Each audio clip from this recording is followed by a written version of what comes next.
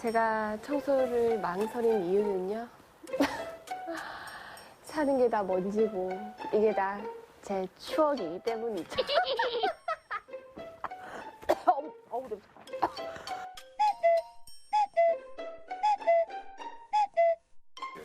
오, 도저히 이렇게 안 되겠어요. 일단은 봄맞이 대청소 시작해보도록 하겠습니다. 지금 이 시기에 제일 중요한 건 뭐? 바로 봄맞이 대청소죠. 틈새 청소부터 집 정리, 폐기물 처리까지 오늘 저만 따라오세요. 꿀팁 대공개 커밍 순.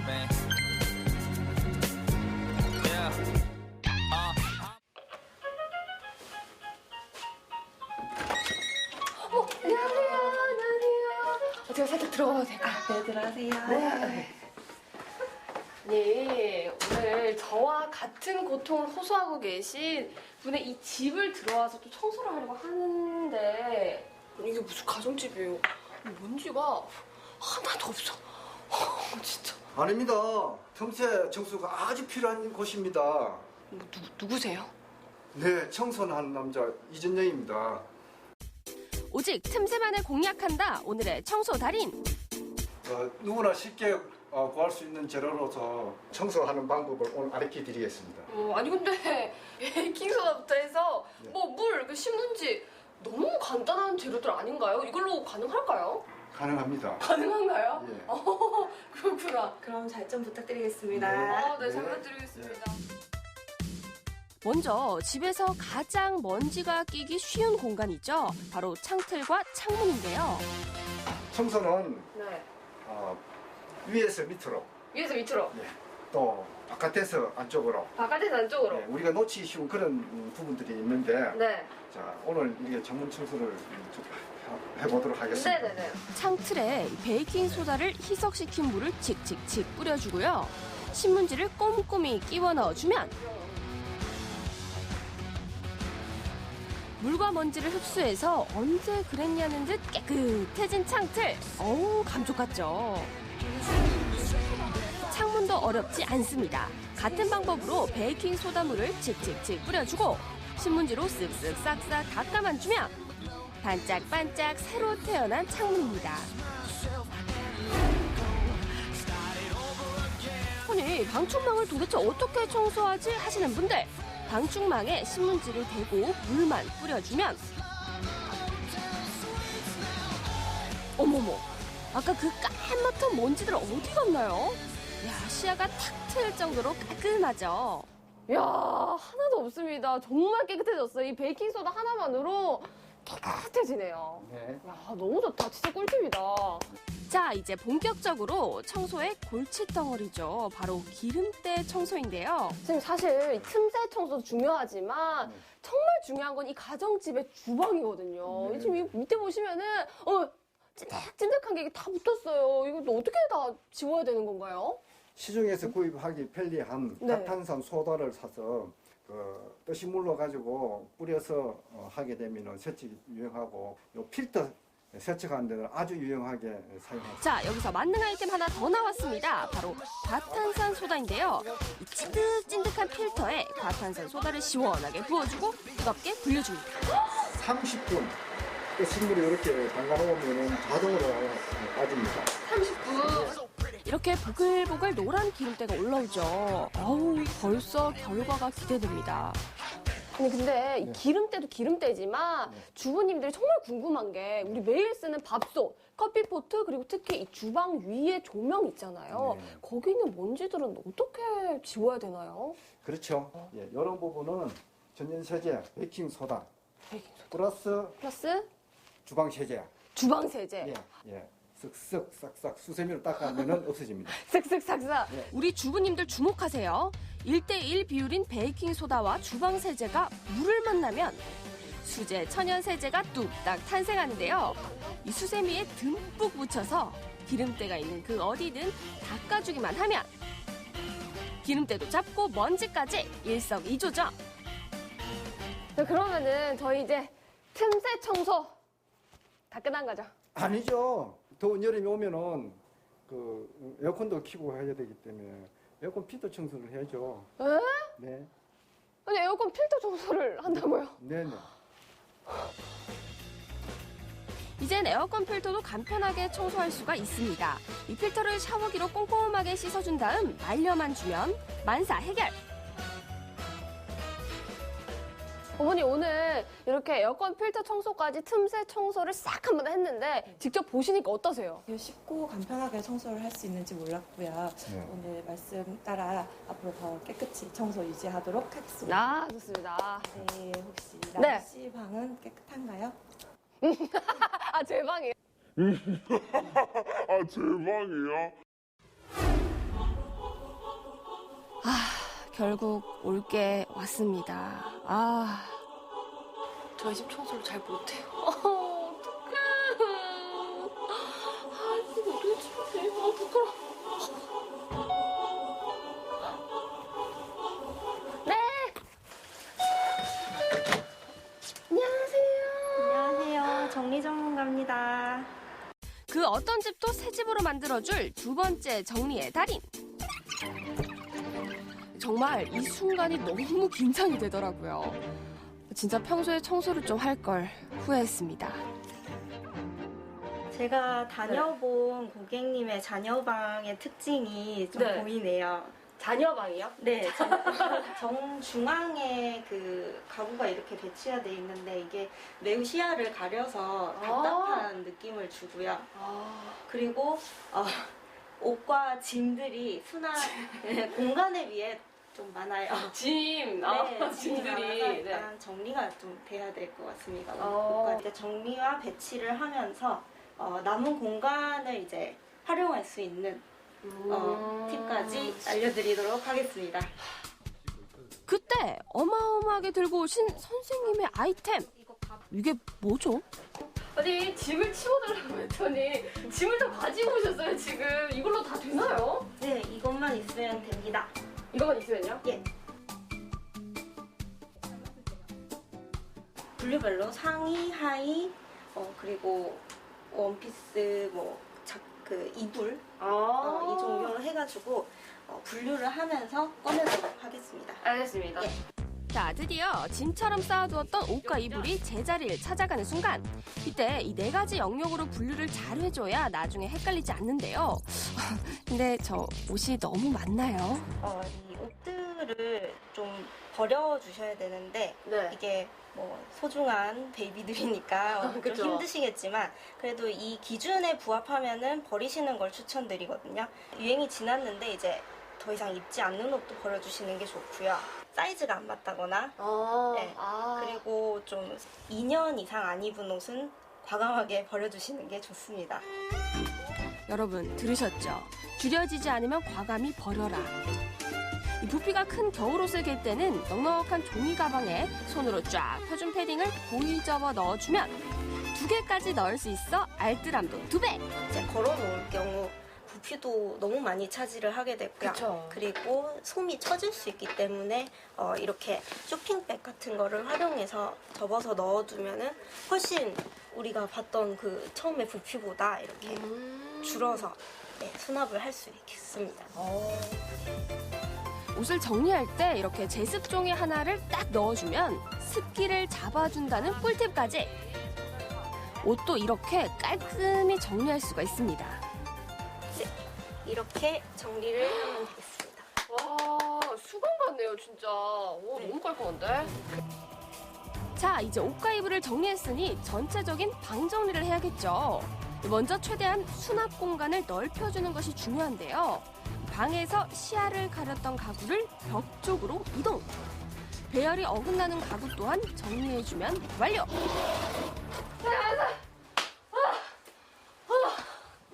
너무 힘들어요 진짜. 누가 마법이라도 부렸다는 듯이 알록달록 깔끔해진 옷장. 차곡차곡 배열에 맞게 쌓아둔 선반부터 시원하게 탁 트인 침대, 제자리에 잘 맞게 들어간 수납 공간까지 2배는 깔끔해지고 넓어졌습니다. 선생님 저 이제 끝이죠? 아니죠. 지금 남은 게 하나 더 있습니다. 저희가 정리를 하면서 나온 폐기물들 아 쓰레기들. 네. 아니, 이 폐기물 양이 살림 하나 차려도 될 양입니다. 이거 어떻게 처리하나요? 와, 이거 돈 많이 나가겠는데? 이거 어떻게 처리하지, 이거 다?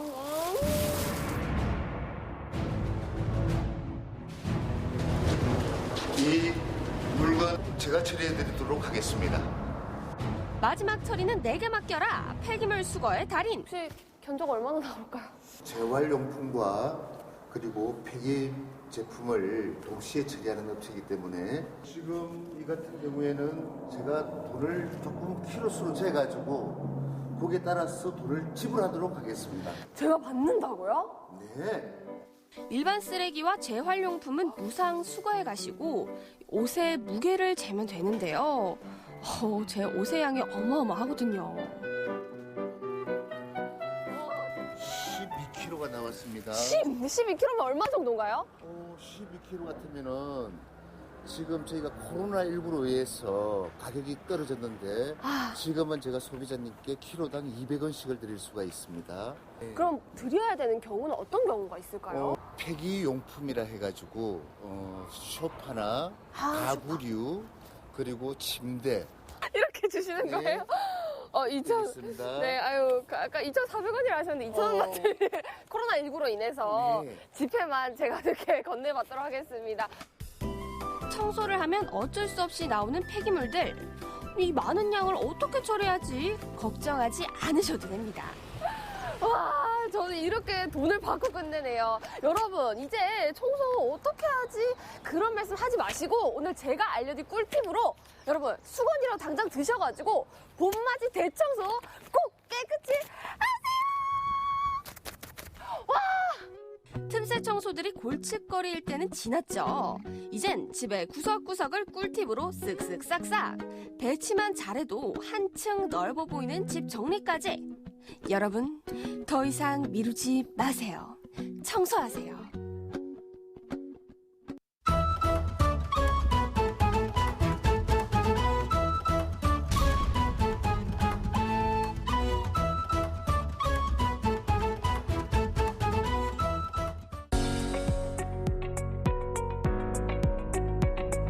때론 달콤하게, 때론 구수하게 우리 지역 작가들이 들려주는 찐 문화의 맛. 모두가 문화 미식가가 되는 그날까지 문화 맛집 탐방을 떠나봅니다.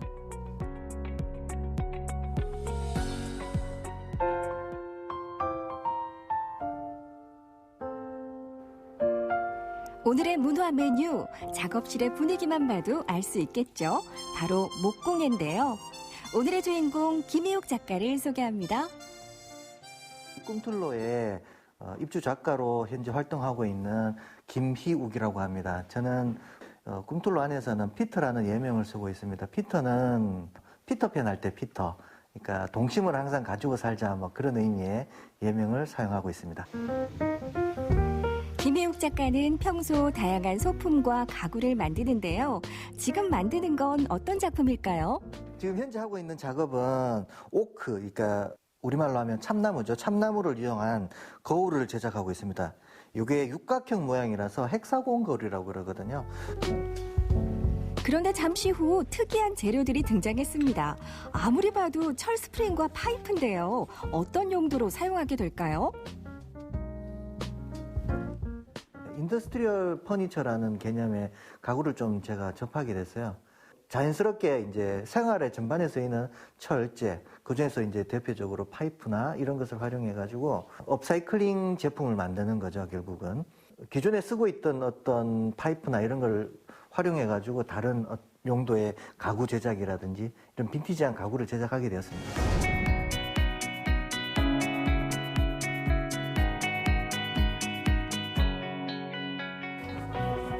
목공과 철공이 결합된 형태의 인더스트리얼 가구는 소품부터 대형 가구까지 새로운 트렌드로 인기를 끌고 있는데요.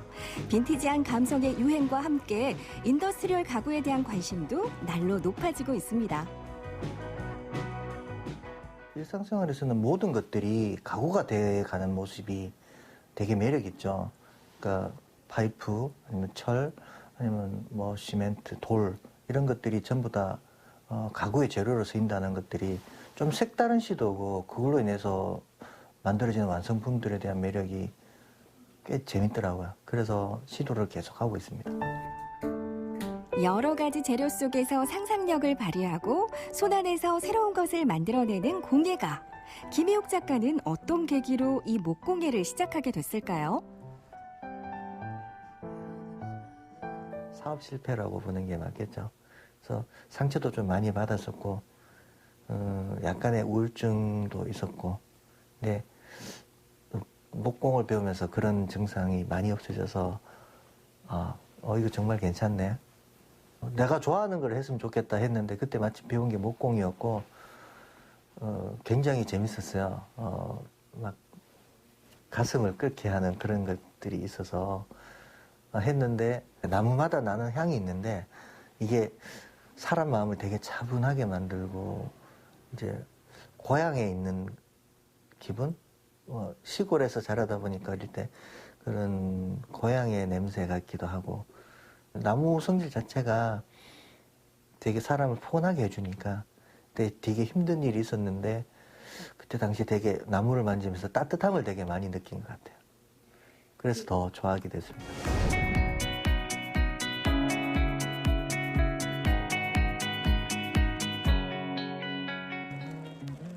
나무의 향만큼 커피 향도 좋아해서 자연스럽게 핸드드립 기구도 만들게 됐다는 김희옥 작가.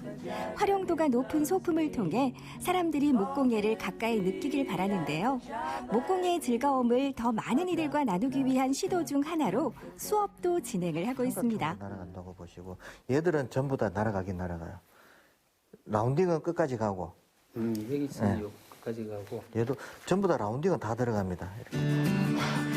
나무를 통해 힘든 시간을 치유할 수 있었기에 목공의 노하우와 즐거움을 나누며 다른 이에게 도움을 주고 싶은 거겠죠. 잘 가르쳐주세요. 혹시나 다칠까봐 또 기계 조작할 때 가장 위험한 게 기계인데 가장 기본적으로 안전을 먼저 챙겨주시고 그 다음에 이제 이 목재를 어떤 식으로 다뤄야 내가 원하는 거를 얻을 수 있다는 걸 잘 가르쳐 주셔가지고 나도 이제 이런 걸 만들 수 있구나. 내가 필요로 하는 걸 내가 언제든지 내가 만들고 내가 사용할 수 있구나 싶어서 참 그게 기분 좋더라고요. 또 성취감도 많이 느끼고. 수강생들이 목공을 배우며 성취감과 보람을 느끼는 만큼 김희옥 작가 역시 처음 목공을 접할 때와는 또 다른 보람을 느끼고 있겠죠. 그 수강생분들이 와서 만들어 가시는 거에 대해서 잘 만드시는 분도 있고 못 만드시는 분이 있는데 저는 그 결과물에 대한 것보다는 만드는 과정에서 행복을 느끼셨으면 좋겠다라고 말씀을 드리거든요, 항상. 그리고 만드시는 분들이 만드실 때 제가 연필 이제 흔적이라든지 이런 거를 완벽하게 지우지 말라고 그래요. 제작 과정의 흔적이라든지 이런 것들이 하나의 기억이 될 수 있으니까. 그래서 와서 만드시는 분들 잘 만들고 못 만들고 이런 것들보다는 완성했을 때 자체에 대한 보람이 좀 많이 있습니다. 목공의 즐거움을 더 많은 사람들과 나누고 싶었던 김희옥 작가는 최근 공방에 새로운 공간을 마련했습니다.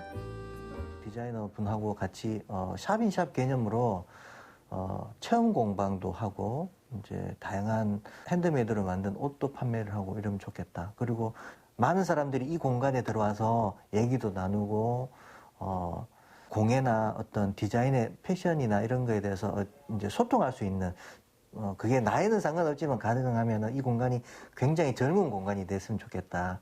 이런 마음으로 함께하게 됐습니다. 김희옥 작가의 작업실은 이제 공방이자 카페 겸 디자이너의 패션 소품을 만날 수 있는 다채로운 공간이 되었는데요. 저는 이제 포항 지역에 나오는 해양 쓰레기나 이런 것들이 되게 많잖아요. 그래서 그런 쓰레기들을 가지고 와서 그리고 버려지는 옷들이나 원단 같은 것들을 활용한 업사이클 디자인을 해서 판매나 전시를 주로 하고 있고요. 저의 이런 활동을 통해서라도 이제 대중들에게 많은 좀 이제 재활용을 해야 된다, 환경에 대한 중요성 이런 것들을 좀 깨워주고 싶은 그런 의도로 지금 활동을 하고 있습니다. 업사이클링과 디자인이라는 공통의 관심사로 뭉친 두 명의 작가. 앞으로 이 공간을 어떻게 꾸려나가고 싶을까요? 것처럼 이 공간에 정말 다양한 사람들이 와서 같이 일도 하고 아니면 놀기도 하고 그냥 정말 즐겁게 즐길 수 있는 그러한 공간이 됐으면 좋겠어요. 여기 와서 커피 한잔 하면서 얘기도 하고 뭐 여기서 일을 해도 되고 하나의 놀이터? 네, 그런 공간이 되었으면 하는 바람이 있습니다. 카페와 패션 그리고 공방의 만남. 앞으로 꿈틀로의 새로운 활기를 불어넣어주길 기대하게 되는데요. 새로운 시도를 망설이지 않는 김희욱 작가는 앞으로 어떤 활동을 이어가고 싶을까요? 제 나이가 50 되기 전에 해보고 싶은 것들이 있었는데 뭐냐면은 포항시 안에 트리하우스를 좀 지어보고 싶은 것들이 있어요. 물론 혼자 만드는 게 아니라 제가 목공을 좋아하는 사람들끼리 동호회를 만들어서 그 동호회 사람들과 함께 느낌 있게 트리하우스 캠핑장 그런 것도 한번 만들어 보고 싶어요. 그게 제일 첫 번째 목표고요. 두 번째는 제 이름으로 된 가구 브랜드 런칭을 한번 해보는 것들, 가구 디자인이나 이런 것들로 제대로 된 가구 회사 뭐 이런 느낌으로 한번 해보고 싶어요. 포항의 브랜드 이렇게 만들고 싶습니다. 목공예를 바탕으로 인더스트리얼 가구를 제작하고 공방을 기반으로 열린 문화 공간을 만들어가는 사람. 꿈틀로 문화 맛집 김희욱 작가의 새로운 시도들을 늘 응원하겠습니다.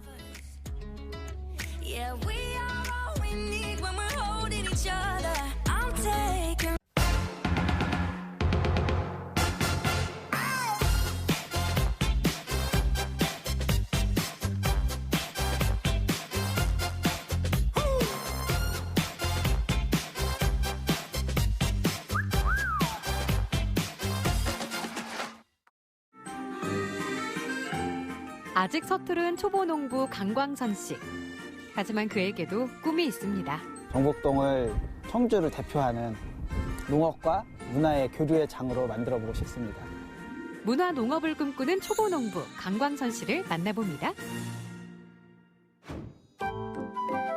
이곳은 청주시 상당구 정복동인데요. 최근 사람들 사이에서 일몰 명소로 주목받고 있는 정복동 토성이 있는 곳입니다. 여기 한 젊은 농부가 부지런히 일하고 있네요. 안녕하세요. 저는 정복동에서 옥수수와 과수 농사를 짓는 문화농업인 1호 강광선이라고 합니다. 올해 2년차 청년 농부 강광선 씨입니다. 봄을 맞아 농사 준비에 한창인데요. 지금부터 부지런히 움직여야 가을의 풍성한 결실을 얻을 수 있다고 합니다. 그 밭에다가 이식을 하기 위해서 모종을 키우려고 지금 씨를 붓고 있는 작업입니다. 올해는 제가 농사를 안 해봐가지고 두 가지 방법으로 해보려고 해요. 하나는 씨를 직접 키우는 직파로 한번 심어보는 거 하고 이렇게 모종을 키워서 이식을 해서 어느 게 더 좀 안정적으로 운영을 할 수 있는지 그리고 어느 게 좀 더 병충해가 없는지를 실험해보기 위해서 두 가지로 올해는 해보려고 합니다. 어머니는 초보농부 광선 씨의 농사 선생님인데요. 어머니는 교통사고로 인해 농사일을 한때 그만뒀지만 광선 씨가 농사를 시작하고서부터 광선 씨에게 농사일을 가르쳐주고 있답니다. 아이고 이거 얼마나 수확이 되려나 모르겠네. 그냥 해보는 거야. 올해 공부해야지. 이제 공부하는 거지. 아직 초보니까 아직 몰라요. 근데 올해 이제 작년에는 교육반이 못하고 올해 이제 처음 시작하는 거니까 이렇게 옆에서 도와주려고 하는 거예요. 한번 가르쳐주면 지가 알아서 해주니까 또 뭐 그렇게 걱정 안 해도 되는 것 같아요. 먹기만 하면 돼? 광선 씨는 대를 이어 농업에 종사하고 있지만 일반 2세 농업인들과는 다른 환경이었는데요. 부모님이 농지를 정리해 땅을 알아보는 일부터 새로 시작했다고 합니다. 그래서 농사를 시작할 때는 고민도 많았다고 해요. 제일 먼저 고민했던 게 이제 경제적인 부분이에요. 생계 유지를 어떻게 해야 되나. 근데 2018년도부터 청년 창업농 제도라는 게 생겼거든요. 그래서 제가 고민을 한 끝에 19년도에 이제 신청이 돼서 선정이 돼가지고 시작을 하게 됐습니다. 청년 창업농 지원 사업은 청년 농업인의 영농 정착을 돕기 위한 제도인데요. 청년 농업인에게 최장 3년간 최대 100만 원씩 지원하는 사업입니다. 그 외에도 여러 지원 사업이 있다고 하네요. 교육 사업으로는 대표적으로 지난해 청년농업인 미래농업 아카데미를 실시해가지고 60명이 수료해서 저 영농에 큰 도움이 되었고요. 올해는 신농업시대 스마트팜 전문 교육과정을 갖다가 시작할 예정입니다. 청년 창업농 지원 사업 덕에 농사를 시작한 광선 씨.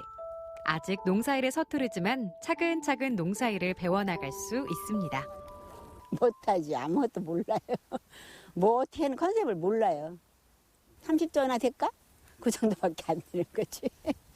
처음에는 몸이 약하니까 걱정을 많이 했죠. 근데 지가 뭐더니 하면은 그냥 저 나름대로 그냥 열심히 하려니까 굳이 뭐 한다고 그래도 반대는 안 했어요. 농사 짓는다고 농사라고 또 나쁜 거라고 생각 안 해요. 농사도 짓는 사람이 있어야 되니까. 초보 농부는 오늘도 조금씩 배워갑니다. 사실 광선 씨는 농사일 말고도 하는 일이 또 있는데요. 바로 민주시민 강사입니다.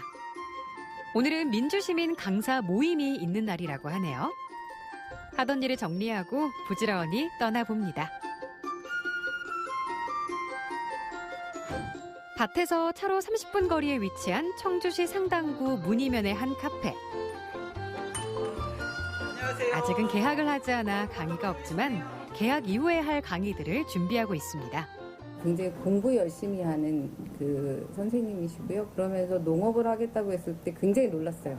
근데 추진력을 보니까 벌써 땅도 매입하고 나무도 심고 한 거 보니까 청년 농부로서 그리고 미래의 농업이 좀 더 밝아지지 않나 이런 생각이 드는 것 같아요. 아이들한테 이제 민주주의라는 게 다양하다. 그리고 내 의견이 꼭 옳은 게 아니고 선한 게 아니다라는 거.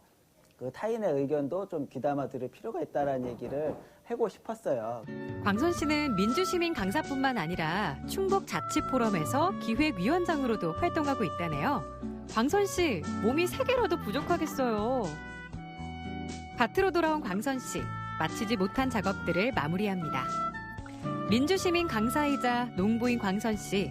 광선 씨는 두 일에 비슷한 점이 있다고 말하는데요. 제가 배웠던 거를 이제 민주시민 강사를 통해서도 나눔을 하고 있고, 그 농사라는 것도 제가 이제 아직은 초보지만은 배우는 과정에서 얻는 정보도 이제 나눌 수 있고, 그런 점에서 비슷한 점이 있다고 생각합니다. 이웃들 중에는 광선 씨에게 지금의 밭을 소개해준 또 다른 청년 농부가 있는데요. 종종 모여서 서로 배운 것과 농사 노하우를 공유한다네요. 어느새 해가 뉘엿뉘엿 지고 있습니다.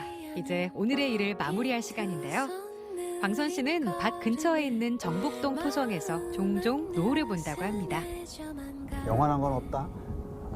이제 지면은 떠오르고 떠오르면 다시 지고, 그래서 삶을 보는 느낌이고요. 그리고 저가 1월 1일 날도 여기 왔었는데 확실히 여기는 질 때 좀 많은 생각을 하게 되는 것 같아요. 내가 어떻게 살아야 되는지, 그리고 어떻게 농사를 져야 되는지, 그런 생각이 많이 듭니다.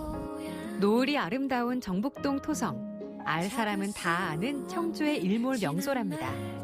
광선 씨도 오랜만에 여유를 즐겨보는데요. 광선 씨는 이곳에서 문화농업을 하겠다는 작은 꿈을 가지고 있습니다. 근데 문화농업이 어떤 건가요? 문화농업이라는 용어는 제가 농업을 시작하면서 철학이자 테마로 잡은 용어예요. 단순히 뭐 체험이나 뭐 아니면 뭐 일손 돕기나 이런 거를 넘어서 삶과 연결될 수 있는 활동을 해보고 싶습니다. 그게 아마 문화농업이라고 정의할 수 있을 것 같아요. 저는 앞으로 이제 먼 미래의 꿈이겠지만 정북동을, 청주를 대표하는 농업과 문화의 교류의 장으로 만들어보고 싶습니다. 문화 농업을 꿈꾸는 강광선 씨. 아직 서투른 점이 많은 초보 농부지만 차근차근 실력을 키우면 그의 꿈도 이루어질 것이라 믿습니다. 초보 농부 강광선 씨의 꿈을 응원합니다.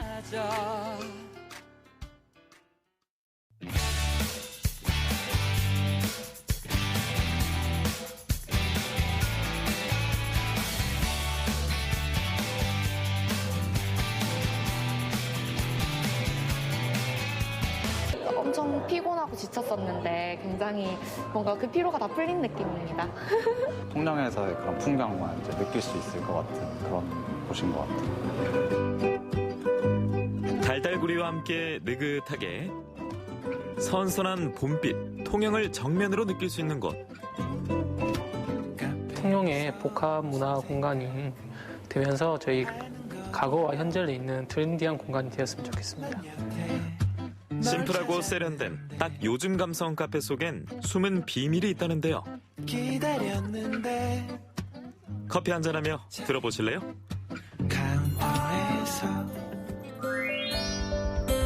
예술가들이 사랑에 맞지 않던 조촐한 어항.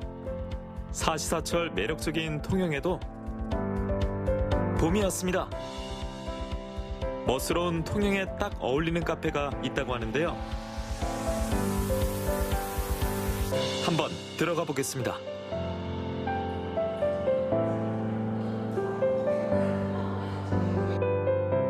호비 마스코트 같은 존재입니다.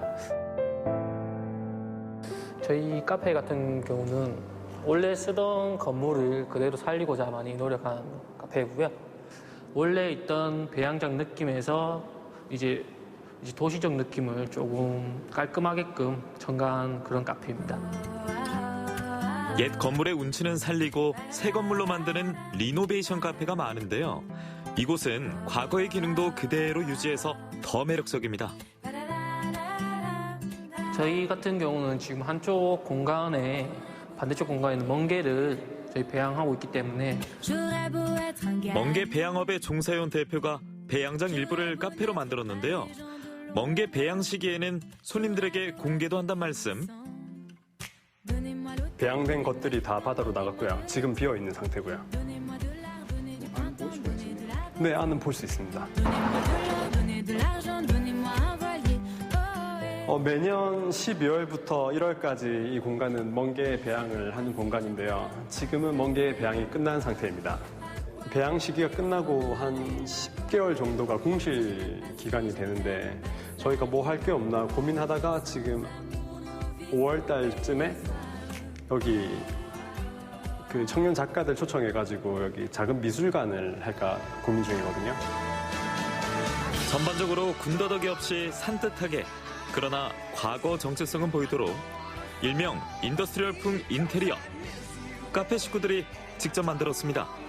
공사하는 기간에도 배양 작업을 또 같이 해야 되기 때문에 몸대로 좀 많이 힘들고 하는 부분이 좀 힘들었지만 저희가 직접 만들었다는 이 카페에 대한 자부심과 약간 그런 것들이 있기 때문에 더 애착이 가고 더 소중한 것 같습니다, 저희한테. 배양장을 이렇게 리모델링 해가지고 만든 것도 이색적이고 자연 경관이 카페랑 잘 어우러져서 좋다고 생각해요. 배양하던 곳을 약간 개조를 해서 만든 그런 곳이라고 듣고 왔거든요. 이색적이고 너무 괜찮은 것 같아요. 근데 와서 한 번씩 그냥 즐기고 가면 내려놓을 수도 있고 잠시 둘러볼 수 있는 시간을 가질 수 있으니까 괜찮은 것 같아요. 커피는 분위기로 마시니까 벌써 기대되는데요. 인생 커피 한 잔 마실 수 있나요? 뭘 마시면 좋을까? 대표 메뉴 추천해주세요. 저희 시그니처 메뉴는 아인슈페너랑 카페라떼가 시그니처 메뉴입니다. 반응도 괜찮고요. 저희는 콜드블루랑 물이랑 비율이 1대2로 저희는 타는데요. 카페마다 다 틀릴 텐데 직접 만드는 마법의 휘핑크림이라고 하는 건데요.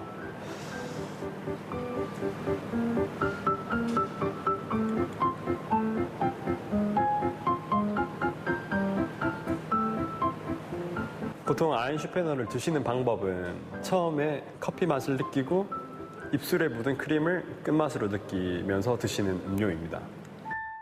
디저트와 먹어도 꿀맛인 건 말 안 해도 아시죠?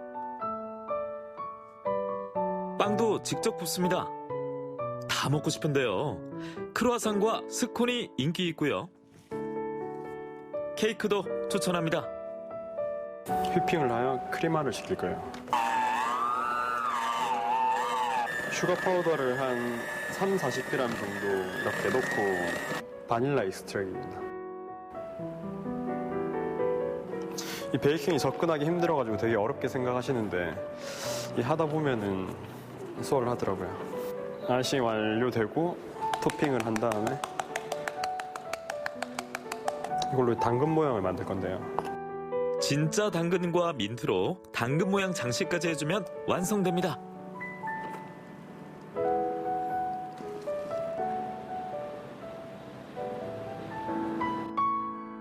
커피와 당 충전했다면 다음 코스가 기다리고 있는데요. 이 집이 또 사진 맛집입니다. 바다를 바로 앞에 보면서 커피를 마시니까 조금 더 힐링되고 커피 맛도 더 맛있게 느껴지는 것 같아요. 통영이 뷰가 이쁜 카페가 되게 많은데 그중에서도 이쁜 편이어서 되게 마음에 들어요. 지금 SNS상에 좀 많은 분들이 감사하게도 이제 뭐 뷰 맛집이라든지 뭐 정문 맛집 뭐 이런 식으로 저희 많이 찾아와 주시는데요. 저희 창문에서 여기 밖에 창가에 앉아서 사진 찍으시는 분들이 좀 많이 이쁘게 나오고요. 음식 사진도 잘 나옵니다.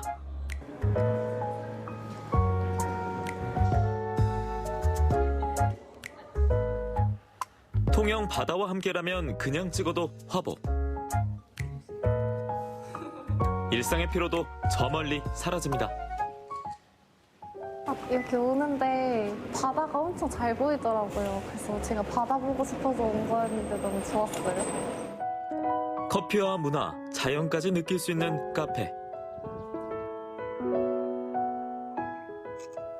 보통 뷰가 좋은 카페는 이제 바다를 멀리 하고 있는 경우가 많은데 바다랑 되게 가까이 있어서 진짜 바다 냄새도 직접 느낄 수 있고 사람들이 실생활에서 살아가는 모습들을 가까이서 볼 수 있어서 되게 편안하고 아늑한 느낌이 있는 것 같아서 좋아요. 메뉴 말고도 저희 이제 카페 계절이나 그런 것마다 특색 있게끔 조금씩 변화를 주고 싶어서 노력하고 있습니다. 시시때때로 마시는 커피지만 통영이라 더 특별한 휴식. 시간을 켜켜이 쌓아둔 이곳에서 힐링 한잔 하세요.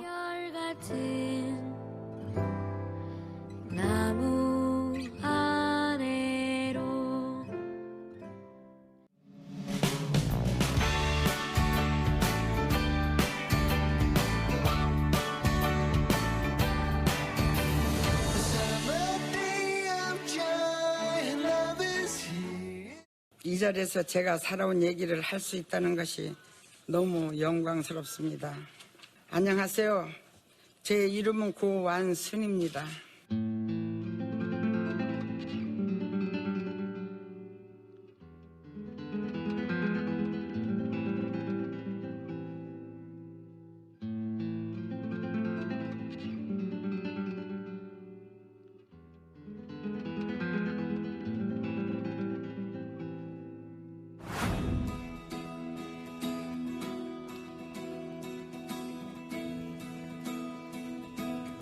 아이고 삼촌 계실까? 아이고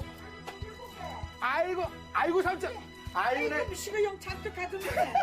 나 우리 곱딱한 우리 삼촌하고 지실 먹재. 네. 지실 먹재 쌈을 삶아왔습니다. 지실도 큰큰한 큰큰한 걸로. 이게 보리빵도 가져왔지. 들어오세요. 예. 아이고 진짜로.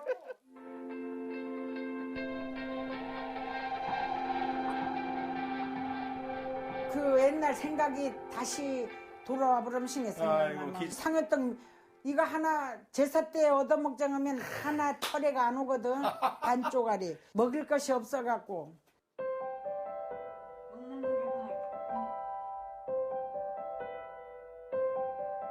제주도에 이 4.3 피해자들이 굉장히 많잖아요. 근데 무슨 유독 이 동네만 무사히 많은지. 선거는 뒤 이승만 대통령 때 국회의원 뽑는데 이제 남과 북이 한 대로 하자 김구 선생님은 그랬다 하고 제주도에는 선거 인원을 다 안 쳐버렸다 하더라고. 그랬는데 거기에 이제 우리 북촌 사람들이 끼어들게 된가 봐. 선거를 안 해보니까 너네는 빨갱이들이다. 의심을 막 받는 과정에 군인 2명을 죽여보니까 우리 마을 사람이 죽였지 않느냐.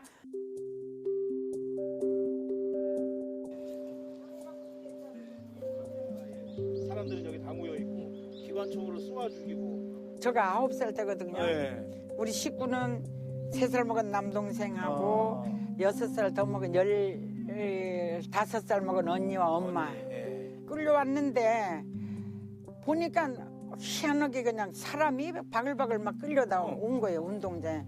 동쪽에는 울타리에 쇳덩어리가 3개가 올려 앉아 있는데 쇳덩어리? 뭐가 뿌죽이 나왔는데 이만큼 구멍이 2개까지는 운동장으로 향해 있는 거를 제가 봤어요. 네. 남자 머리 한 사람이 앞에 서 있으니까 땅바닥에 북석 앉았는데 총소리가 떠다닥 나더니 그 사람 머리가 없어져 버렸어.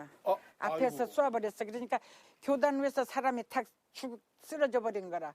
그것을 신호로 해갖고 기관총, 그것이 기관총에서 내중에 쇳덩어리 구멍 뿡뿡한 것이 운동장으로 막 그냥 총소리가 다다다다 빗발치듯 막 해가니까 어머니가 완수라 대가리 땅에 박으라, 대가리 땅에 박으라 막 소리 지르다가 어느 순간 총소리가 멎었어요. 그래서 막 엄마 찾으려고 이렇게 돌아왔는데 오른쪽으로 이렇게 돌아다 보니까 엄마는 이렇게 누워서 죽었는데 아기가 배후에서 막 가슴을 두리고 있더라고요. 끈적해서 보니까 그 엄마가 죽으면서 맞은 피가 땅에다가 그때 잔디밭이었는데 이렇게 해서 손이 이렇게 뻘겋게 묻으니까 제가 어머 나 손에 피 묻어서 나 무서우면서 악을 썼어. 이제도 목소리가 큰데 하여튼 악을 써서 악을 쓰니까 우리 동생도 누나가 우니까 덩달아서 어멍 집에 그러면서 또 소리를 지르니까 제가 소리 지르는 바람에 우리 동생은 죽게 된 거예요. 이 갓나 새끼 지금 죽어도 죽을 거 이따 죽어도 죽을 거 시끄럽게 떠들어 보니까 그 몽댕이를 가지고 머리를 2번을 후려치는데 머리 깨지는 소리 같은 게 들렸어요. 저는 팍팍. 그래갖고 그때부터는 동생이 기절을 했는지 소식이 없는데 제주시 갈 사람 따라 나오라 하니까 막 이쪽 정문으로 막 잡아당기고 매다치고 막 밟으면서 막 이래 왔어. 그러다 보니 동과 서로 갈려버리니까 대나무 묶은 걸로 가지고 딱 중지를 시켰어요. 이제 그때는 중지를 시키더니 한 몇십 명씩 잘라갖고 나가더니 조금 있으면 총소리가 다다다다 나고 그러는 것이 수차례 반복됐어요. 그러다가 우리가 마지막인지도 모르고 잘려나갔죠. 잘려나간 것이 가보니까 사람들이 막 죽어서 있는데 엎어져 있는 사람, 자빠져 있는 사람, 베개를 배에 비고 있는 사람, 발이 입에 걸쳐 있는 사람 중에서는 절거덕 소리가 났어. 쇠소리가 났고 그 다음에는 나는 그걸 지금도 지우지를 못해. 해가 구름에 싹 가렸다가 나오면은 그 사람들 죽은 피가 땅에 막 스며들어가고 진갈색이 돼야 되는 땅인데 검붉은 땅이 돼가고 그 겨울이니까 피 뒤에 저르는 땅이 얼었나 봐. 위에는 땅에 살얼음이 되는 거라.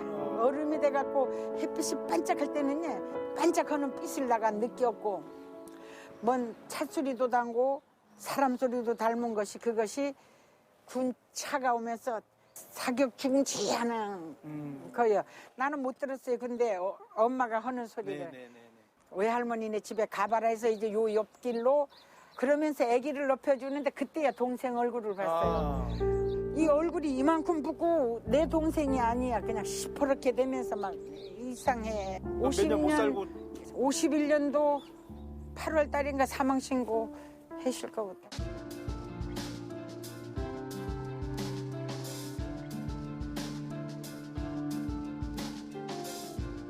저는 여기가 무조건 싫어요. 왜냐면은 무조건 오기가 싫어요. 왜?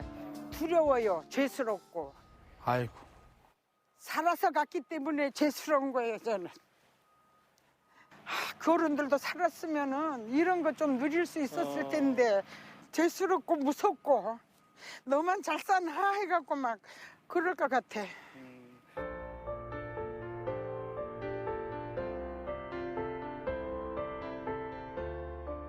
몇 년이에요? 72년이잖아 지금이. 집에 있는 사람 끌어다가 무조건 총살시키고 어린이, 노인, 여자들 무슨 죄가 있어요? 뭐를 알고 여기 끌려와서 죽었겠어요? 군인은 국민을 보호하라고 있는 거지 사람 학살시키라고 만들어 놓은 군인은 아니잖아요. 특별법도 빨리 통과도 안 되고 얼마나 사라질지 우리 살아생전에 해결이 될란지 말란지 모르겠어요. 너무 속상해 정말. 아이고.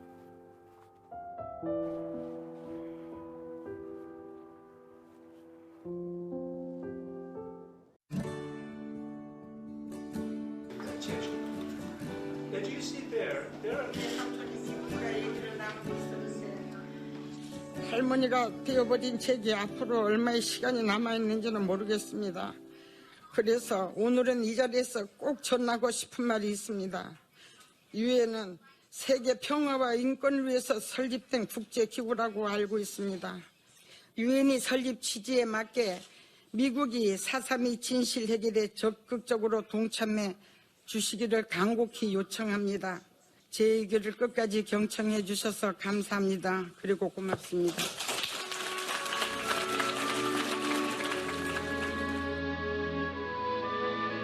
이런 아픈 역사를 다시 받아들이면 안 되지 않을까 이제 평화로운 세상 제발 전쟁 없는 세상을 만나서 좀 편안하게 평화롭게 살고